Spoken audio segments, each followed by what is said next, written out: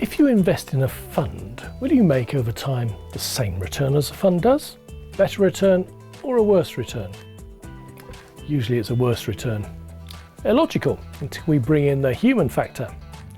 If you want a tip, the number one guaranteed risk-free return later. Do you gamble? You know that gambling's a mug's game. Gamblers study the form, racing post. They listen to pundits. Then they place a bet and watch for the results. It's fun. Costly fun, but it's still fun. It's predicated on the search for knowledge and then the need to take some action. Something gets you excited and you do something. Do you look at share prices? Do you look at share tips? And do you get excited and do something? Black Monday. Monday the 19th of October 1987, stock markets around the world crashed. More than 20% was wiped off share prices worldwide.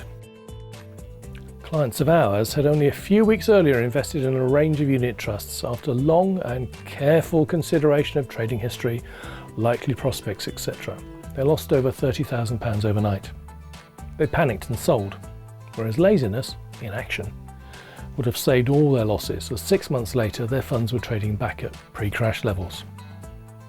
Another client lost £250,000 on futures contracts which he didn't understand. He tried to drown his sorrows and then himself.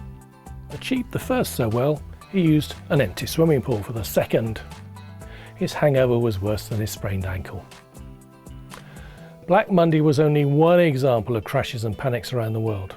There were 10 documented in the 19th century, 15 in the 20th, and so far 11 this century.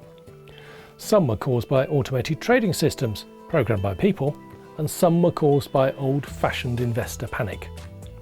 All can be traced back to sentiment. How can you stop yourself being affected by sentiment?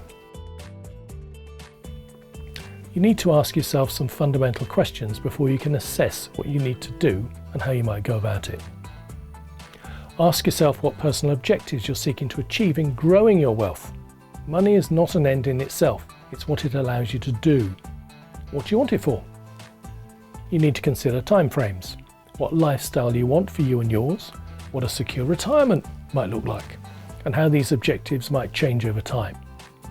These are just examples. We have a full planning system to pick these out, to make it meaningful for you, and we don't give investment advice. Then and only then, it's time to ask yourself how you function and make sure you catch yourself before you do anything that is so much fun it costs you.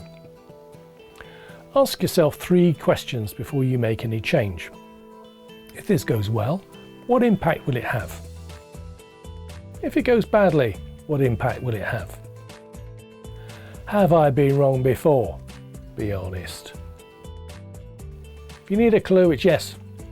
This is about risk modelling.